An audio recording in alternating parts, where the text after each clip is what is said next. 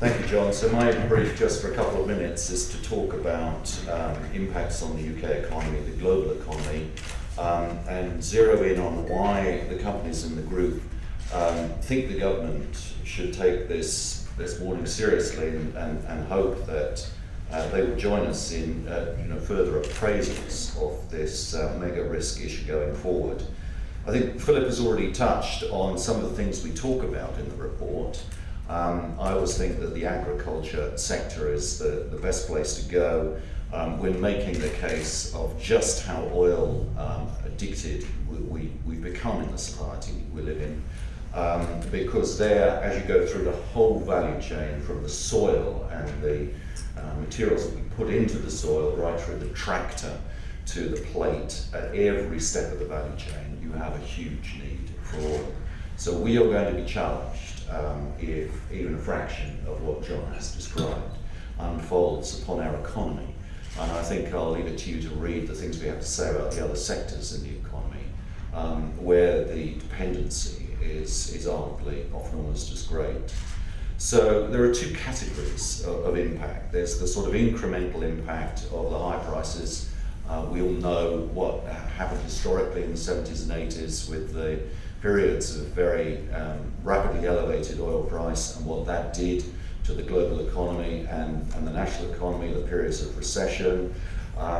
John's already touched on the balance of payments issue, which is increasingly important as we go down that fairly steep descent in the North Sea after the peak in production in 1999 and the transference from export to import in our balance of payments in 2005. But we also talk in the report about the potential for supply shocks.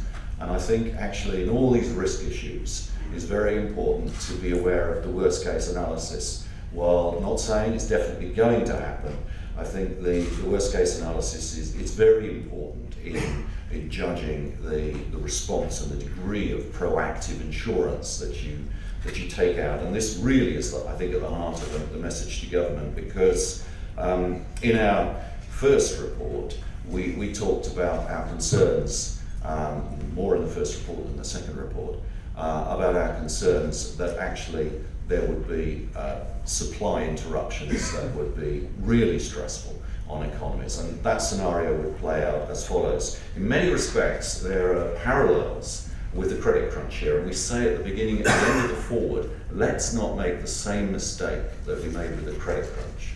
So an issue that is as seminal as the credit crunch, arguably more so if this premature peak scenario plays out in the way we fear, but also an issue where then, without the benefit of hindsight, the people blowing whistles about the problem that we might have with complex derivatives and the way they'd impregnated the whole financial system were limited essentially to a handful of often maverick economists and some far-sighted journalists like Gillian Tett at the Financial Times. And we all know what the cultural response was to that. And Gillian, of course, was accused of scaremongering from the platform of the World Economic Forum. The rest is history. And there was a period in which, for a matter of weeks, the first stories started appearing about, crikey, maybe these complex derivatives actually do have problems, through to, blimey, some of them definitely do, to total pack. And then we had the credit crunch. And we say, let's not make that same mistake, because we've got a few years of warning to respond to the warning we're getting. And the warning this time is fundamentally different. It's not coming from a handful of economists and a few journalists. It's coming from a number of big companies. It's actually coming from the oil industry itself. The chief executives of Petrobras and Total are on record as saying they don't believe they don't believe that we're going to get above 89 million barrels a day production. And this is the Petrobras CEO from Brazil with all the big discoveries that we read so much about.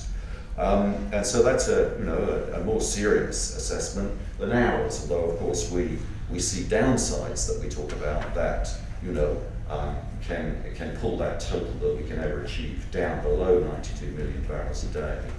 So this is really the core of why we think government needs to take this perhaps a lot more seriously than some of the statements to date, because in that scenario of a comparison to the credit crunch, what will happen is that the perceived wisdom will change equally rapidly in the oil industry. And just as most investment bankers could, we presume, stick their hands on their hearts and say, we have squeezed risk, our clever colleagues have squeezed risk out of complex derivatives.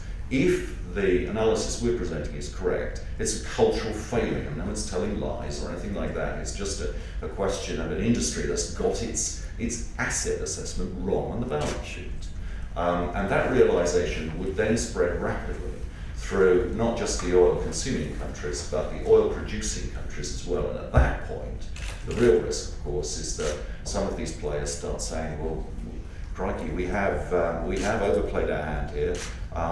We may well have got this wrong. The first thing we're going to do is start husbanding resources to fuel, literally and metaphorically, our fuel-hungry, multi-$100 billion and multi-$100 billion ruble domestic infrastructure programs. And at that point, we really are going to be challenged, because global energy crisis then, for many oil-consuming countries, oil importing countries, including Britain, could arguably turn into energy famine. So this is why we're really keen that there should be as profound a proactive response as we can possibly summon.